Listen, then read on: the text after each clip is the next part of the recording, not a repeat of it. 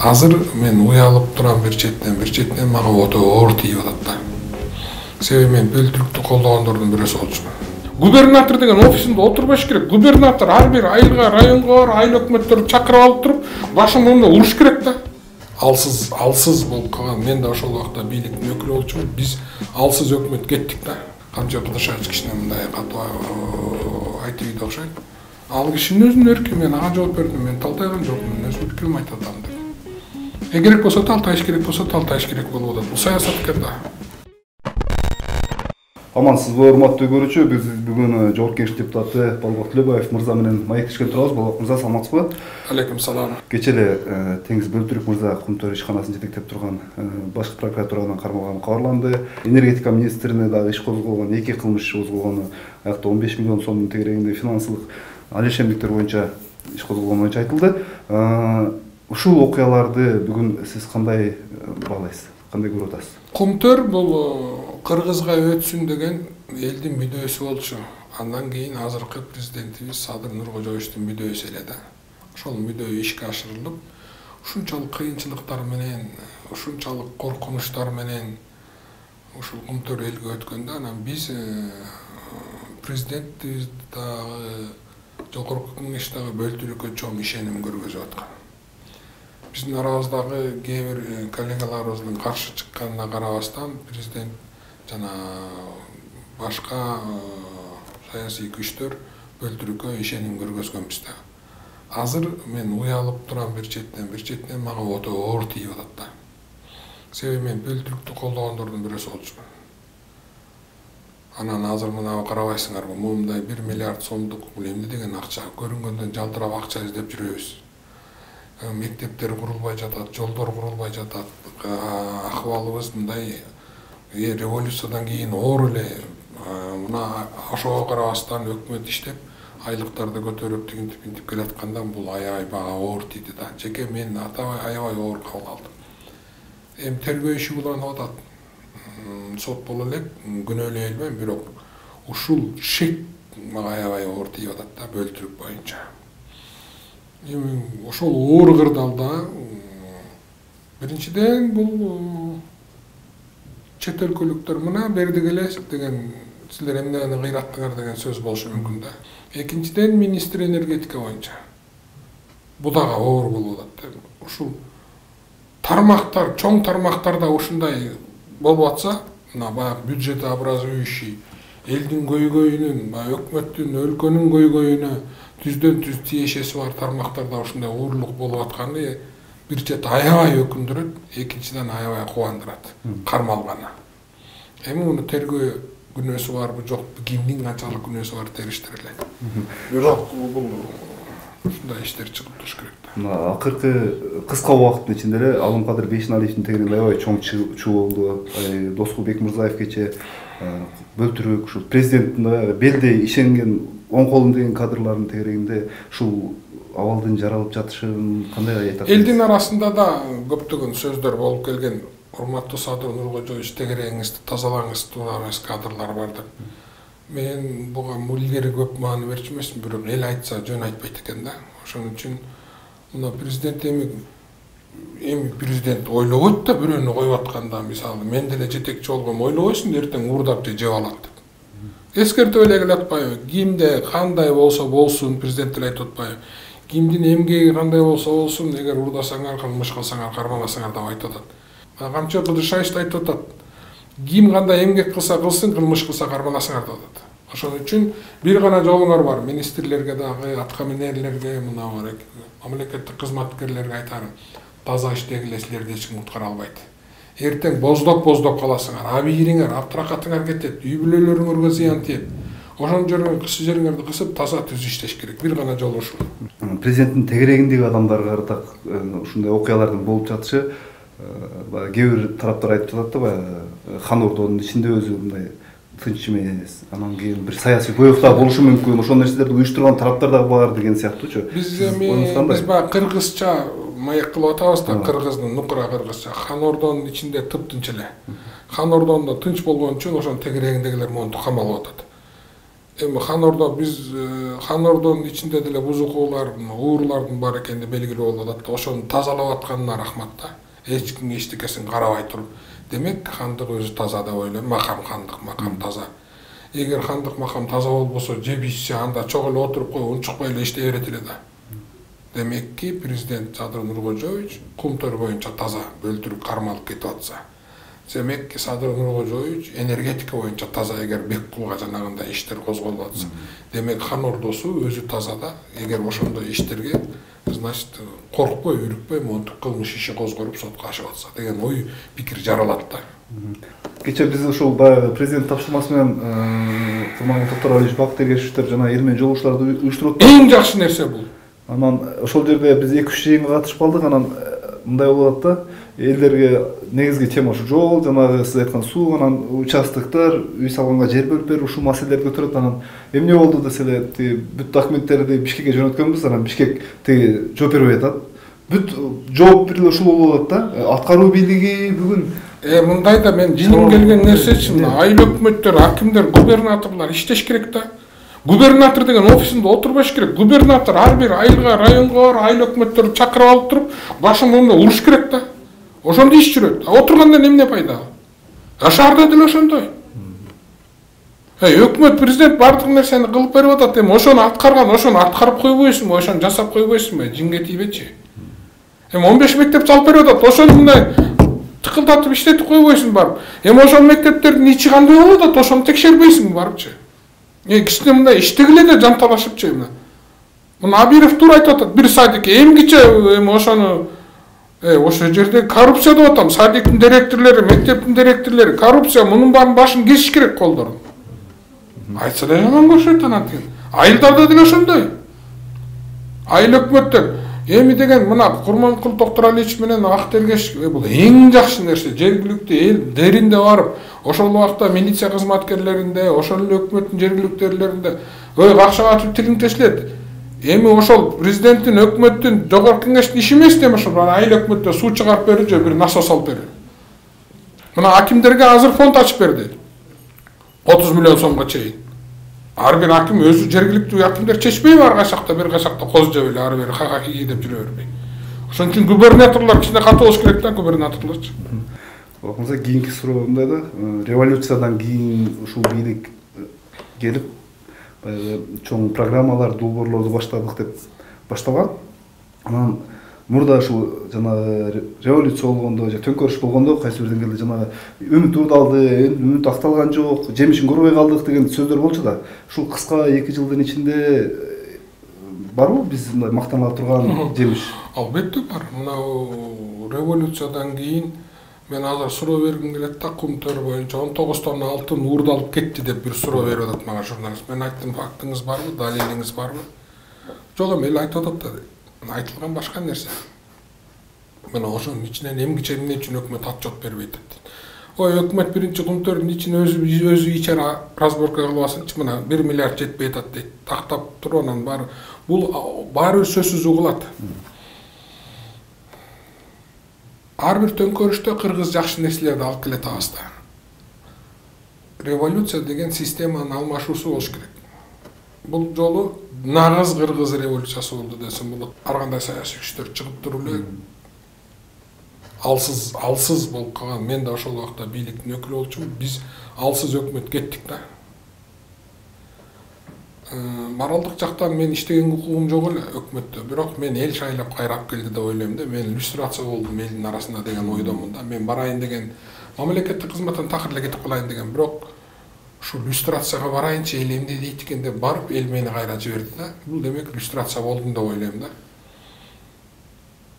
Жекече мен өзүм айтсам, мына балыкчы Барыскон Каракол жолу жасалып атат. Бул 50 жылда, мисалы мен көргөм, ошол бою асфальт бойдон турган, эч качан жасалган эмес. Мына Тоңдун жолу жетебиз.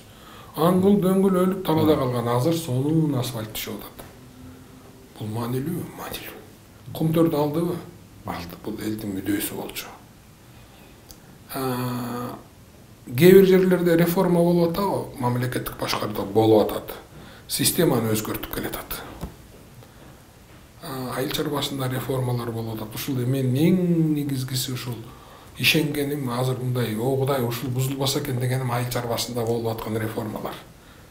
Ушул аягына чыгарса экен ушул Аскарбек байке деп ойлоп атам да.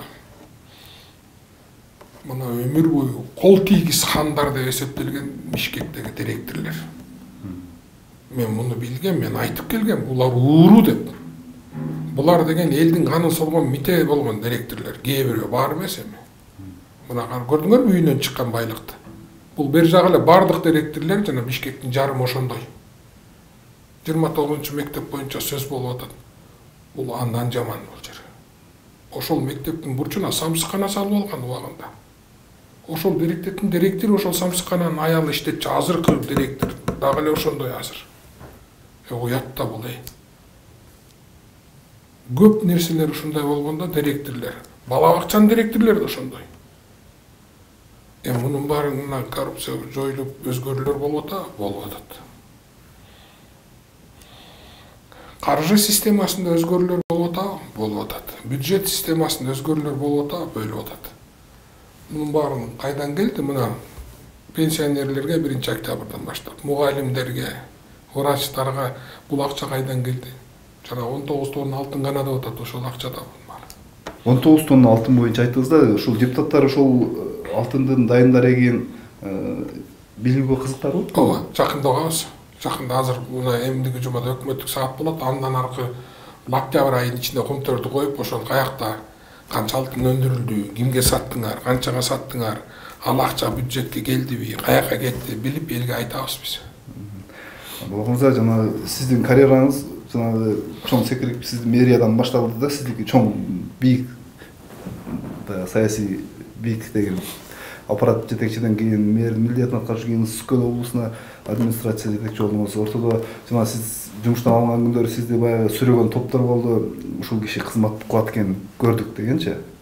Анан соңку акыркы бир жарым жылды алганда сизге көбүрөөк башкача макам бергендер болду, талтайып алды дегендер болду, эки жак ойнойт экен дегендер болду.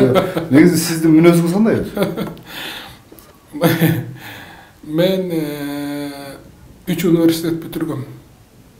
Основной университет Стамбул университет токойчулук факультетин бүтүрдүм. Келдим. Эч качан макамга чуркаган эмесмин. Мисалы аппарат жетекчи болгондо мен мэр Сурахматов чакырып, мен болбой атып келгем да. Себеби мен Айы холдингде вице-президент болуп, айлыгым аябай жакшы болчу.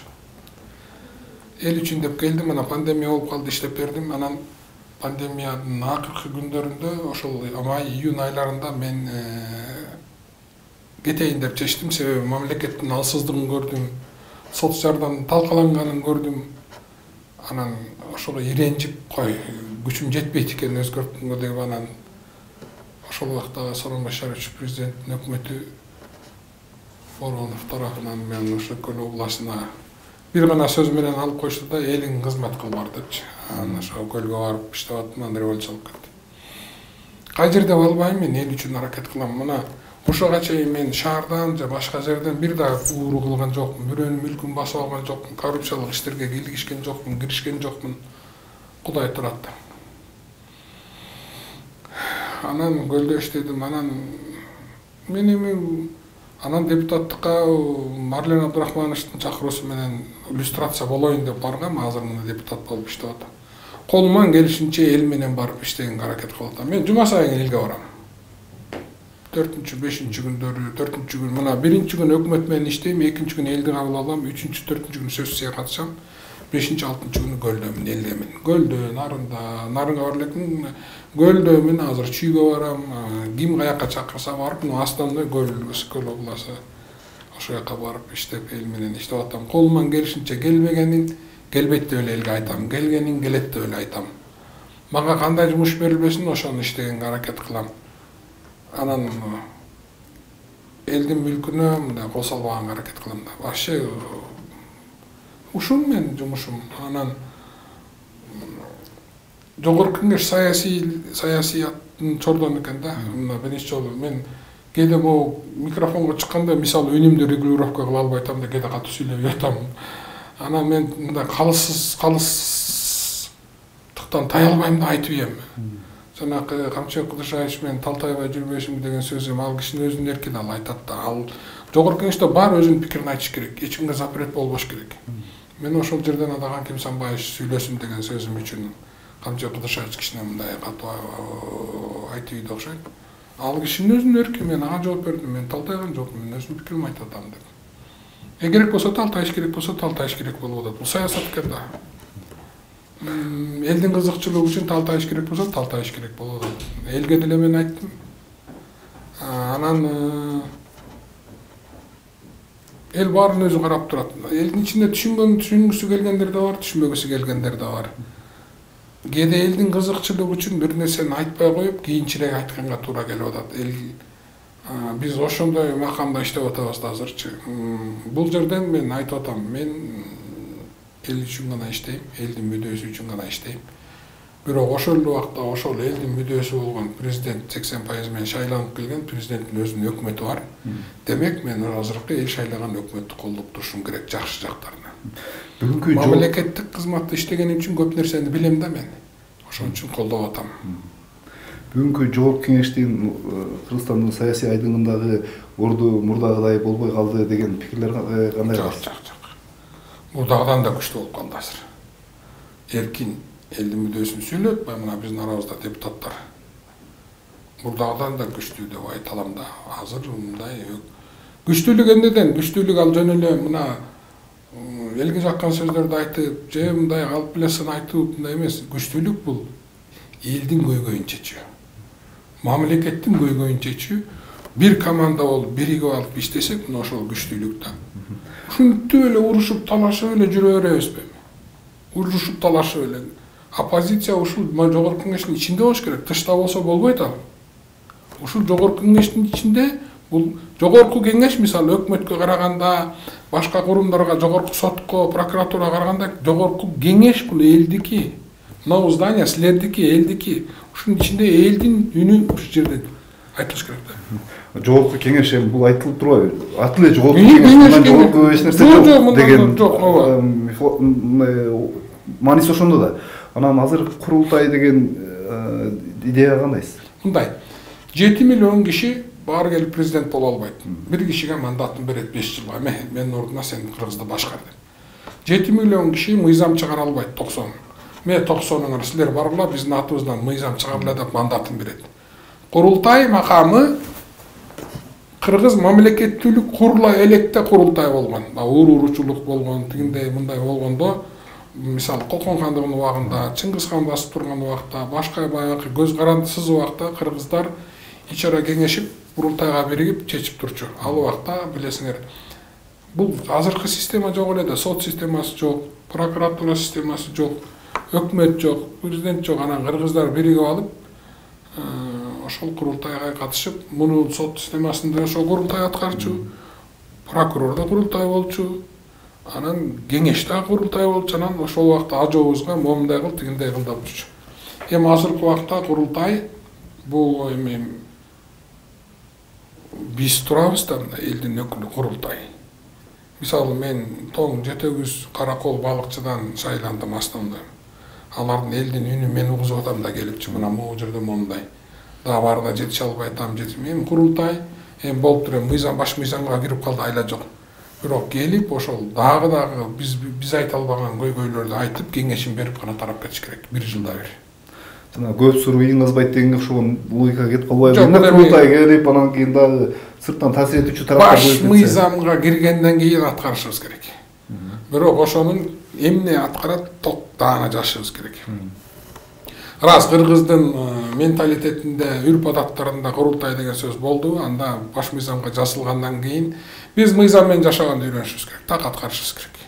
Курултай келет, кеп кеңешин берет, моуну мындай кылгыла деп өзүнүн оюн айтат, анан аны кеңешти бизге берет, биз да анан кеңешти алып, эл мынтип атыптыр, тигинтип атыптыр деп ошого жараша мыйзамдарыбызды, өзүбүздүн жолубузду, тигине мунубузду түздөшүбүз мүмкүн.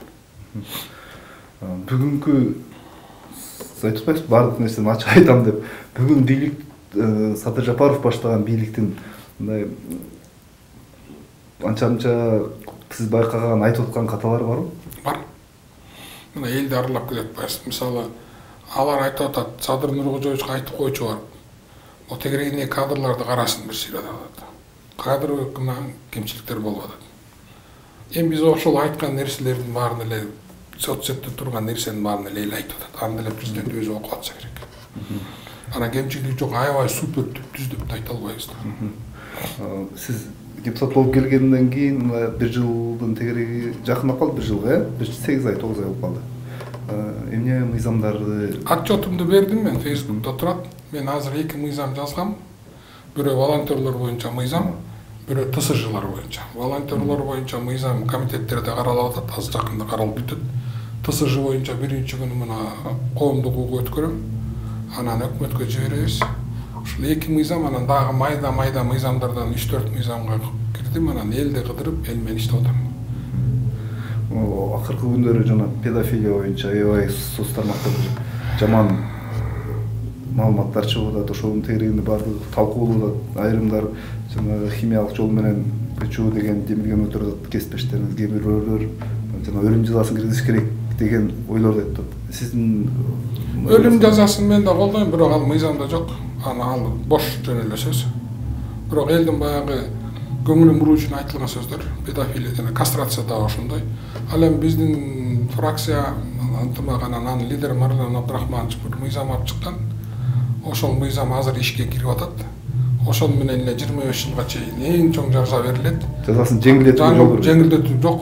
Жиндиканага барып жатып алып, анан ооруп, анан кечирим берип, ырайым берип, анан андайлар жок. 25 жыл болду. Демек ошол мыйзам педофилди жазалоого эң күчтүү, эң жакшы, жетиштүү деп азырынча жетиштүү ойлойм. Анан элдин аң сезимин огутушубуз керек. Быйыл жанагы немеде жайкы каникул учурунда сиз неме кыдырып келдиңиз. Эң мындай сиздин эсиңизде калып бүгүн чече турган эмне маселелерди? 2 маселе бар. Ошол 2 маселе чечилмейинче өкмөт мага миллиондогон долларларды элге ыргытса да, эл баары бир макул болбойт, баягы көйгөй кала берет да. Бул суу 2 нерсе, 3 нерсе деп айтам. Бир таза суу, сугат суу, анан жол. Мисалы, сугат сууда булар ички каналдарда бөлүнүп калганда макул, өкмөт тышкы каналдарды алып келди, бирок ички каналдын талкаланып жатса, сен айлоо тайган камып жеткиресиң. Жолдор, мисалы, основной жолдор жасап атат, ички жолдор, айыл менен айылдын ортосундагы айылдан чоң жолго чыккан жолдорчу. Мунун баарын айыл өкмөт көрүп койтур, айыл өкмөттөр жасай албайт. Мунун баарын өкмөттөр жасай албайт, себебинде балансында жок. Ошон үчүн тез аранын ичинде ички каналдар менен ички жолдорду өкмөт өзүнүн балансын алыш керек. Анан жасап баштаса, анан эл ошондо оңолот. Эл эмне деп атат? Бизге суу менен сууну алып келип бергиле, өзүбүз жерди айдап алабыз. Жолубузду салып бергиле деп атат. Башка өйдө көйгөй деле жок. Таза суу, сугат суу, жол, ички жолдор. Калганын биз өзүбүз эле окат кылып алабыз деп атат. Мына Кудайга шүгүр деп атат. Зарплата менен пенсияны көбөйтүп атат. Пособиялар жыл өткөн сайын оңолуп келет. Мисалы, мореки пенсионерлер менен мугалимдерге, мамлекеттик кызматкерлерге көтөрүлгөн акча бул абдан жакшы нерсе. Ушул 3 нерсени срочно чечиш керек. Болбосо 1000 миллиарддагы сомдор чачып тиге буга неметкени менен баары болбойт. Бирок президент өкмөт ушу багытта иштеп атышат. Мен билем да. Болот мырза, соңку акыркы суроо болсун, кыскараак жооп берсеңиз. Сиз Бишкек шаарын ичинен билген адамсыз да. Округуңуз ал жакта болсо деле Бишкектин бардык көйгөйүн билесиз да. Анан курулуш жанагы тармагында башаламандык аябай көп Бишкекте. Жанагы немелерди мыйзамдаштырып атат азыр, мыйзамсыз салынган үйлөрдү. Жанагындай курулуштар уруксаты жок эле салып алып, кийин алар менен ызы чуу болгон тараптар бар. Депутат катары ушул маселелерди бүгүн үстүнөн иштеп атасызбы? Ооба. Бишкек азыр айтсам жакшы иш жүрбөй атат. Бардык тармакта. Ушул бир мурда мэрияда иштеген адам катары ошон үчүн айтып атам да, ошо ичим күйүп атат да. Мисалы, жаман көрөсүңөрбү, жакшы көрөсүңөрбү, мэрлердин ичинен эң жакшы иштеген Сурахматов болгон. Ынтымак 1, ынтымак 2, Адинай, Балалык, Түлөбердиев, Баталиева парктары салынды, жолдор салынды. Курулуш боюнча ички мыйзамдарды жанакы НПАлардын баарын оңдоп келаткан. Анан азыр эмне болду? Азыркы мэрди соц тармактарда аябай жаман сөздөрдү айтып атпайбы? Мен эчтеке жаңы келди деп күттүк, бирок шаар кир болуп калды, шаар жыттана баштады. Образование жагынан, садиктер жагынан мен айтып атам, Мазгачева иштей албайт деп канча жолу айттым, болбойт атат. Мурун Сурахматтын убагында да айткан, бул Мазгачева иштей албайт. Образование соц тармагы өлдү шаарда. Шаардын кебетесин аралачы сасып кетти, кир болуп кетти. Буга бирөө жооп бериш керек да. Мэрдин командасын жок, мэр мындай да, вице-мэрлер иштеш керек да бул жерден. Мэр каягына жетишет. Мэр бирок талапты коюп баланы иштеш керек. Талапты коюп атат, бирок вице-мэрлер менен алдык службалар иштей албасачы, вице-мэрлердин кебетесин карачы. Мэр каягына жетет, тиягына бул канча тармак бар билесиңер шаардын ичинде. Талап койгон менен тиги вице-мэрлердин иштебесе, командаң иштебесе эмне? Эмес, ушул жагын караш керек. Аны алмаштыруу жолдорун жасап кылган болобу? Эмне үчүн аны мэр жасай албай атат? Мен аны биле албайм да. Мэр кичине күчтүүрөөк болуш керек да, катуураак болуш керек. Ошондой жасалат да, болбосо болбойт. Шаардан бир жагынан мисалы кемчилик кетсе болду, ал баягы кыян жегендей де жеп кете берет да. Анан ал бири-бири менен байланыштуу да. Ошон үчүн бул шаар аябай опасно. Бул шаар саясий, экономика, саясатка да таасирин тийгизет. Шаарда 1 миллиондон ашык эл бар.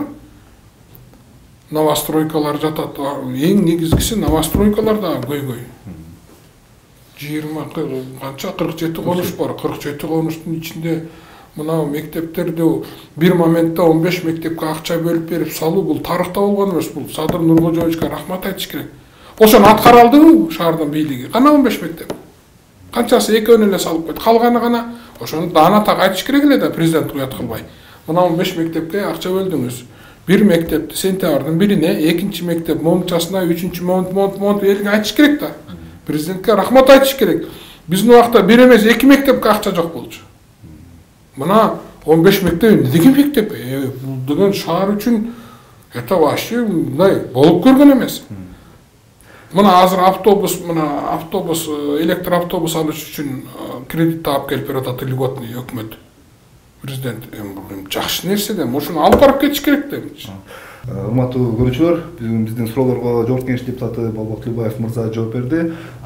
Маекти мен Мунарбек Жогомов алып бардым. Амандашканча.